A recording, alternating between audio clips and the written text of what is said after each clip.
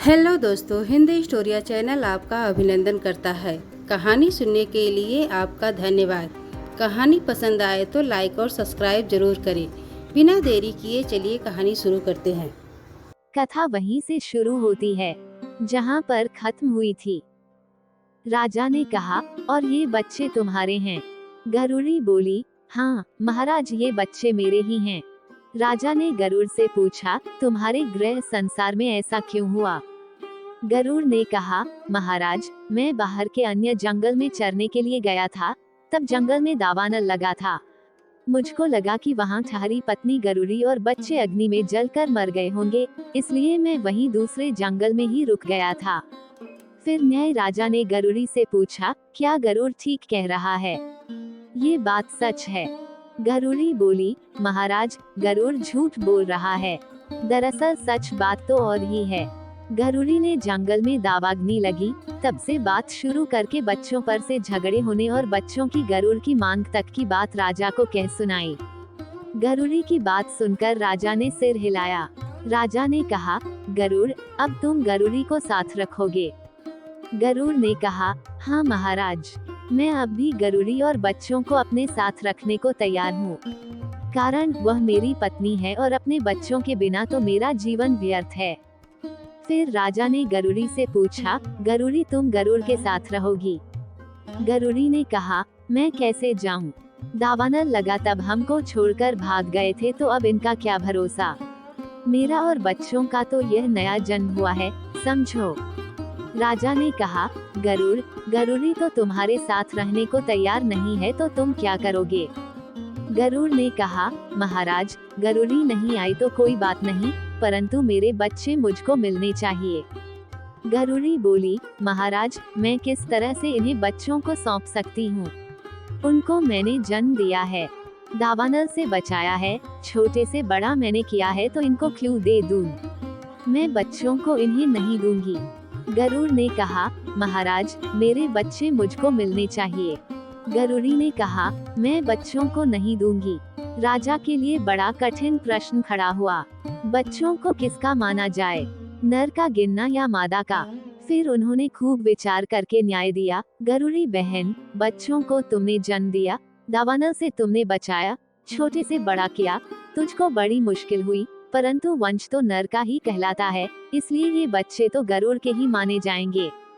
गरुड़ी बोली, आप चाहे जो करें, मैं बच्चों को देने वाली नहीं हूँ, नहीं दूंगी। कहते कहते गरुड़ी वहीं चक्कर खाकर गिर पड़ी। फिर गरुड़ दोनों बच्चों को आगे करके चलने लगा। बच्चे तो माता माता कहकर खूब रोने लगे, परंतु उनकी माता उन्हें बचाने के लिए कहां से आ पाती।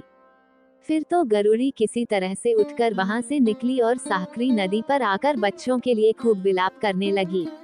वो विलाप करते करते ही नदी के किनारे निर्झर था, वहां तड़प तड़प कर मर गई। गर्मी के कड़ाक धूप में उसका शरीर सूखकर चमड़ा हो गया। न्याय राजा के राज्य में ही एक बढ़ई रहता था। उस बढ़ई की पत्नी मासिक धर्म में आई। 5-7 दिन के बाद उसने माथे से स्नान किया और स्वच्छ हुई। उसको 2 दिन हुए और वह दोपहर को साकरी नदी के किनारे निर्झर पर पानी लेने के लिए गई। वहां उसने गरुड़ी के सूखे शरीर को देखा। उसको लगा कि यह क्या है, ये जानने की इच्छा हुई। उसने एक लकड़ी ली और लकड़ी से उस शरीर को वहां से खिसकाया। उस मृत शरीर में रही वाष्प बढ़ई की स्त्री के नाक मुंह में गई। फिर उसने घड़ा मांजा और पानी भरकर घर आई। कई दिन बीतने पर बढ़ई की स्त्री को गर्भ ठहरा। 9 मास और 9 दिन पूरे होने पर बढ़ई की पत्नी ने बालिका को जन्म दिया। अब बढ़ई की लड़की बड़ी होने लगी। महीने वर्ष बीते, लड़की बालिका से किशोरी हुई, तरुणी बन गई। वह बढ़ई की पत्नी को गृह कार्य में मदद करने लगी। वह लकड़ी लाती, पानी भरती, रसोई बनाती और घर के काम करती। न्याय राजा की 7 घोड़ियां थीं। जो घोड़े थे वो तो उसने सैन्य को सवारी या लड़ने के लिए दे दिए थे। उस नगरी में केवल बढ़ई के पास ही एक घोड़ा था। राजा की घोड़ियां बढ़ई के घर के आसपास चरने के लिए आती थीं। बढ़ई का घोड़ा भी उन्हीं में जाकर चरता था। घोड़ियां मासिक धर्म में आईं। घोड़े ने घोड़ियों के साथ संबंध स्थापित कर संतुष्टि पाई। अब घोड़ियों को गर्भ ठहरा। वो गर्भ विकसित होने लगा। गर्भ का पूर्ण विकास हुआ और घोड़ियों ने बछेड़ों को जन्म दिया। राजा ने जाना कि घोड़ियों ने बछेड़ों को जन्म दिया है तो वह बहुत खुश हुआ। एक दिन बढ़ई के बाड़े में घोड़ियां बछेड़ों के साथ चर रही थीं।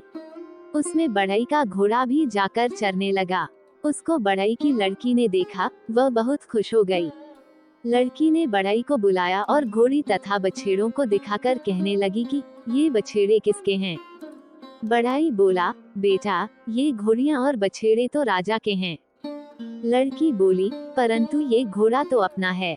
बढ़ई बोला, हाँ बेटा, ये घोड़ा तो अपना है। अपने घोड़े ने घोड़ियों के साथ संबंध किया, इसलिए तो घोड़ियों को गर्भ ठहरा और ये बछेड़े जन्मे। लड़की ने कहा, तो ये बछेड़े अपने ही गिने जाएंगे।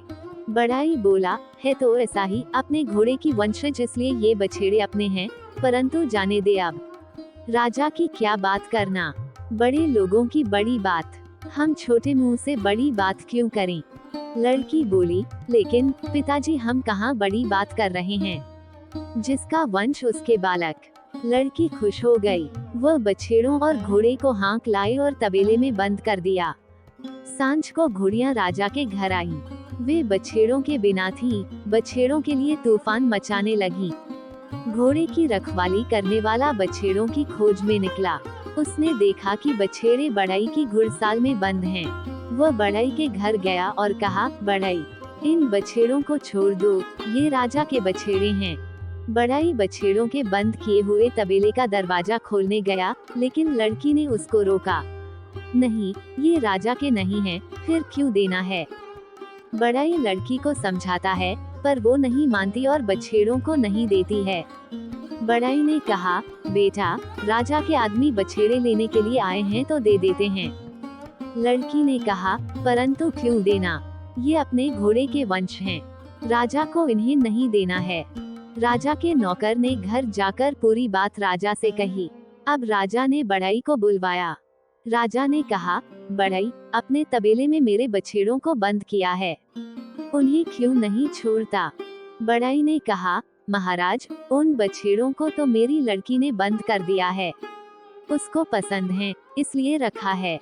राजा ने कहा, लेकिन वे बछेड़े तो मेरे हैं, ये तो तुम्हें पता ही है, तुम्हें बछेड़ों को छोड़ देना पड़ेगा। बढ़ई बोला, उस पागल लड़की को मैंने कितनी बार समझाया है, पर वह समझने के लिए तैयार नहीं है। राजा ने कहा, इन सिपाहियों को लेकर जाओ और लड़की को धमकी देकर बछेड़ों को छोड़ दो। बढ़ई के साथ सिपाही बढ़ई के घर आए। लड़की तबेले के दरवाजे के पास ही थी। बढ़ई ने लड़की को समझाया कि हमारे बछेड़ों को छोड़ दें, परंतु वह मानने को तैयार नहीं थी। सिपाहियों ने लड़की को धमकाया, राजा का भय दिखाया, फिर भी वह एक से दो नहीं हुई। फिर वे सिपाही वापस आए और राजा से सारी बात कही। राजा ने कहा, ठीक है, कल दरबार में लड़की को हाजिर करो। दूसरे दिन दरबार लगा। लड़की को दरबार में बुलाया। लड़की ने बछेड़ों को हाँककर दरबार में ले आई। बछेड़ों को बाहर बांध दिया। वह सभा में जा बैठी। राजा ने कहा, पगली लड़की तू ही है। लड़की बोली, महाराज, आप कैसे कह सकते हैं कि मैं पागल हूँ। राजा ने कहा, पागल नहीं तो क्या चतुर कहूँ। राजा के बछेड़ों को अपने घर बांध रखा है, उन्हें लेने आए तो भी न दिया। लड़की ने कहा, बछेड़े मुझको अच्छे लगे, पसंद आए और मैंने बांध रखा, उसमें क्या हो गया। राजा ने कहा, लेकिन बछेड़े तो मेरे थे, तुझको नहीं मालूम। लड़की ने कहा, महाराज, आप ये क्या कह रहे हैं। ये बछेड़े तो हमारे हैं, इसलिए तो मैंने अपने तबेले में बांध रखा था। अब राजा को लड़की पर क्रोध आया।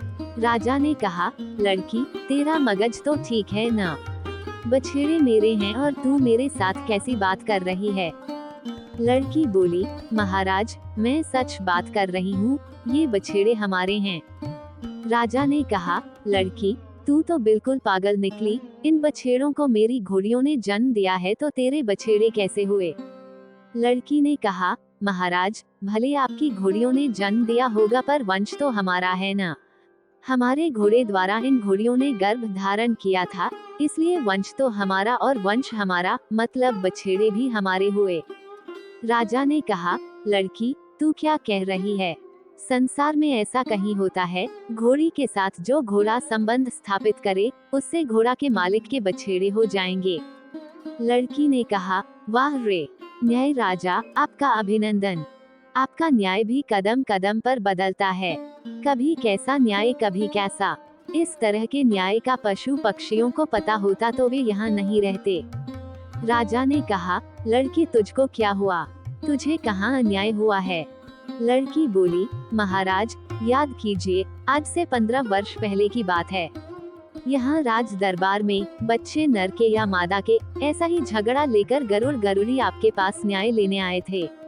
उन्हें आपने क्या न्याय दिया था? राजा याद करने लगे और उन्हें सहसा याद आ गया। लड़की ने कहा, महाराज उस गरुड़ी ने अपने बच्चों को कैसे बड़ा किया होगा, ये तो वही जाने। दावानल लगा था, तब गरुड़ बच्चों को बचाने के बदले उन्हें वहीं छोड़कर भाग गया था। फिर बच्चे मेरे हैं कहकर गरुड़ी से मांगा, परंतु गरुड़ी ने बच्चे नहीं दिए।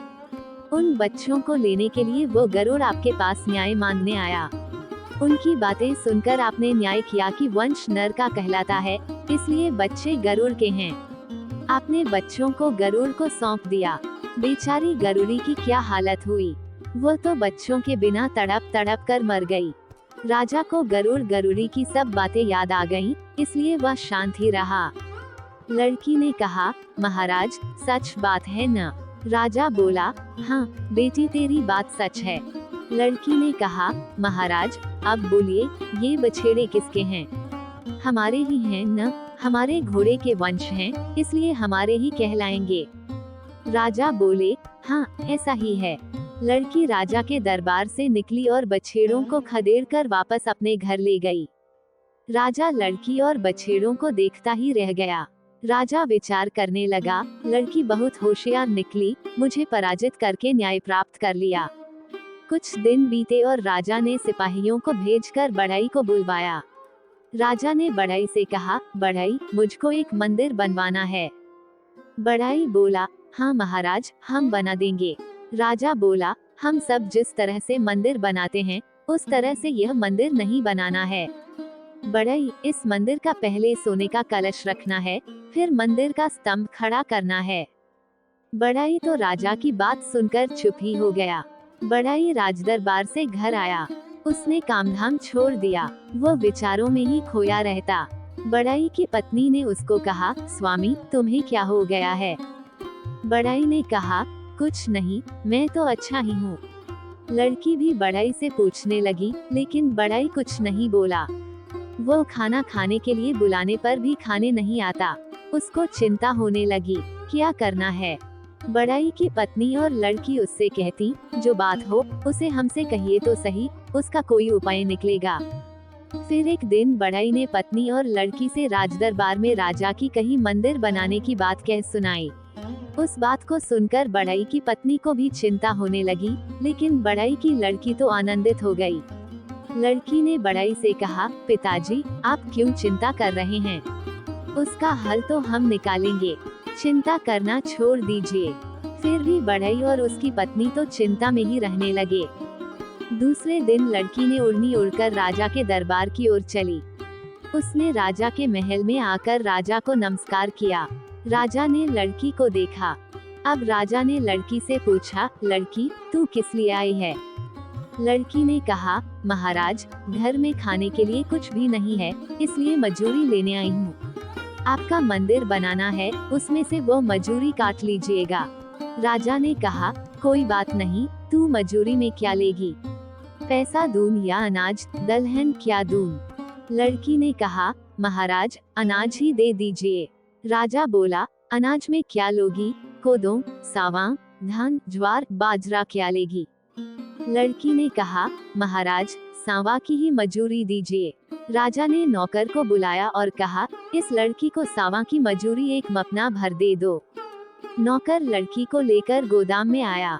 वहाँ लड़की ने मजूरी लेने के लिए ओढ़नी फैलाई।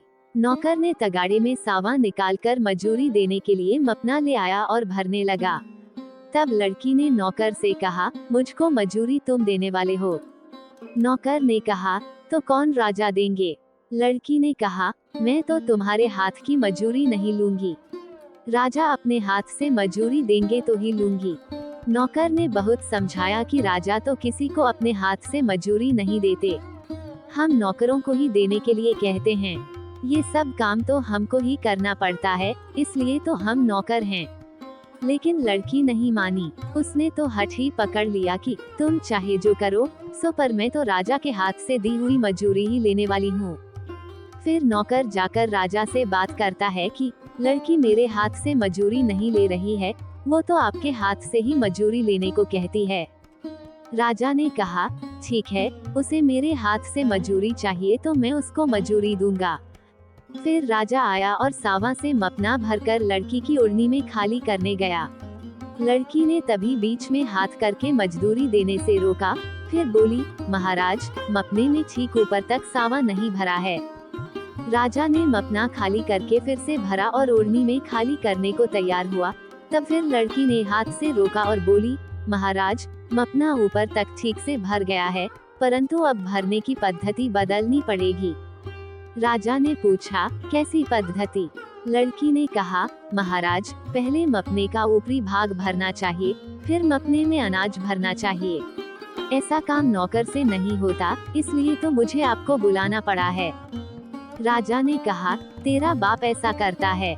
लड़की, तू तो पगला गई है, कहीं ऐसा देखा है कि पहले मपना का ऊपरी भाग आए फिर मपने में अनाज भरता हो? लड़की ने कहा सब हो सकता है, आपको ऐसा करना नहीं है तो बहाना क्यों कर रहे हैं? राजा बोले लड़की, ऐसा कभी नहीं होता। लड़की ने कहा महाराज, हो सकता है, ऐसा क्यों नहीं हो सकता? महाराज, ये तरीका तो आपने ही खोजा है और आपसे यह नहीं हो सकेगा, ऐसा कैसे हो सकता है? राजा ने कहा कैसा तरीका, मैंने क्या किया? लड़की ने कहा महाराज, मेरे पिताजी बढ़ई हैं, उनसे आपको मंदिर बनवाना है, लेकिन आपने उनसे कहा है कि मंदिर पर कलश पहले रखना है, बाद में मंदिर का पाया बनाना है। महाराज, दुनिया में ऐसा हुआ है। राजा हंस पड़ा। उसने लड़की से कहा लड़की, तू सच्ची बात करती है, तू जीत गई और मैं हारा। अब तू जा, अपने पिता बढ़ई को कहना कि वह चिंता नहीं करे। उसकी लड़की बहुत होशियार है, उसने राजा के सभी कूट हल कर दिए हैं। लड़की ने घर आकर राजा से मांगी मजूरी वाली सभी बात अपने माता पिता को कह सुनाई। वे सब बहुत खुश हुए। अब लड़की युवा हुई। राजा विचार करने लगा कि बढ़ई की लड़की बहुत बुद्धिशाली है, उसको राज्य में रानी बनाकर लाऊं तो राज दरबार में आने वाले प्रश्नों या कूट का हल खोज निकालेगी और प्रश्नों का समाधान हो जाएगा। अब राजा ने बढ़ई की लड़की से विवाह करने की इच्छा बढ़ई के समक्ष व्यक्त की। बढ़ई बोला महाराज, हम गरीब आदमी और आप ठहरे राजा, ऐसा रिश्ता कैसे सोच सकते हैं? हमारे रहन सहन और आपके रहन सहन में जमीन आसमान का फर्क है। आपका राजमहल और हमारी झोपड़ी में रहने वाली लड़की कैसे संभाल सकेगी? ऐसा कुछ नहीं होने वाला है। महाराज, यह विचार आप छोड़ दीजिए, बात आप तक ही रहने दें। राजा को बढ़ई ने बहुत समझाया, पर राजा मानने को तैयार नहीं हुआ। वो तो कहता था चाहे जो भी हो, मैं तुम्हारी लड़की के साथ ही विवाह करूंगा। फिर बढ़ई वहाँ से घर आया और राजा के साथ हुई सभी बातें पत्नी और लड़की को कह सुनाई। लड़की ने यह बात नकार दी, फिर भी बढ़ई लड़की को समझाने लगा। लड़की ने बढ़ई से कहा पिताजी, आप चिंता मत कीजिए, इसका समाधान भी हम निकाल लेंगे। दूसरे दिन बढ़ई की लड़की राजा के महल में गई और राजा से मिली। वो लड़की राजा से बोली महाराज, आपके साथ मैं विवाह करूंगी, परंतु इससे पहले मैं जो कहूंगी उसके अनुसार आपको करना होगा। राजा ने कहा ठीक है, तुम जैसा कहोगी वैसा करने के लिए मैं तैयार हूँ। लड़की ने कहा महाराज, यह आपका महल है, उसके मुख्य दरवाजे के पास एक चौरस दरवाजा बनवाना, उसकी दीवार बनाकर उसमें तुलसी का पौधा रोपना, उस पर साफ पीले कपड़े का टुकड़ा ढक देना, उसके अगल बगल में गोबर से लीपने के बाद वहाँ धूप अगरबत्ती दिया कर देना। दिए में तेल खत्म नहीं होना चाहिए। फिर रात होगी तब वहाँ आप खाट बिछाकर सो जाना। दूसरे दिन लड़की ने कहा था, उसके अनुसार राजा ने तैयारी की। सांझ को वह वहाँ खटिया बिछाकर सोया। रात्रि के 2 प्रहर व्यतीत हो गए। अब मध्यरात्रि हुई और राजा की खाट आकाश में उड़ने लगी। वह स्वर्ग में गया और वहाँ रुका। वहाँ राजा देखने लगा तो उसके माता पिता सोने के हिंडोले के किनारे आ गए हैं। उनका आसन डोलने लगा है, वे अब नीचे गिर जाएंगे, ऐसा लगने लगता है। राजा नीचे देखता है तो नीचे तो नरक दिखता है। उसमें छोटे बड़े कीड़े एक दूसरे पर चलते हुए और मैला खाते हुए दिखते हैं। ऐसा देख राजा जल्दी जल्दी माता पिता को पकड़ने के लिए हाथ बढ़ाता है और चिल्ला उठता है। राजा जग गया और देखता है तो वह तो नीचे पलंग पर ही सो रहा है। उसे लगा ये स्वप्न था या सच बात थी। राजा को कुछ समझ नहीं आया। दूसरे दिन बड़ाई की लड़की राजा के पास आई और देखा तो उसने कहा था वैसा ही किया गया था। उसने राजा से कहा, महाराज, मैंने कहा था उसी अनुसार किया दिख रहा है, परंतु मैंने कहा था कि उसी तरह से आप सोए थे। राजा ने कहा, हाँ, मैंने जैसा तुमने कहा था उसके अनुसार ही किया। लड़की ने कहा, हाँ, तो आपको क्या अनुभव हुआ? राजा ने रात को जो अनुभव किया था वे सभी बातें लड़की से कह सुनाई। लड़की ने कहा, महाराज, आज भी आप वही सोना, पर आज आप मन को साफ रखिएगा। आज आपको मेरे प्रति ऐसा भाव रखना है कि मैं आपकी छोटी बहन हूँ। राजा ने कहा, ठीक है, आज मैं ऐसी भावना रख कर सोऊंगा। दूसरे दिन रात हुई, राजा पलंग पर सोया। रात्रि के 2 प्रहर बीते, मध्य रात्रि हुई और राजा की खाट आकाश में उड़ने लगी और वह स्वर्ग गया। वहाँ रुका। वहाँ राजा देखता है तो उसके माता पिता सोने के झूले पर झूल रहे हैं। वे पान खाते दिखे। वहाँ वे बहुत आनंद में हैं। उनके अगल बगल में फूल ही फूल दिखते हैं। वह नीचे देखता है तो नीचे भी सुंदर बगीचा है, उस बाग में फूल महक रहे हैं। ये सब उसने देखा। राजा ये सब देखकर आनंदित हो उठा। फिर वह जाग गया और देखता है कि उसकी खाट तो नीचे जमीन पर महल के आंगन में ही है। आज तो राजा बहुत खुश है।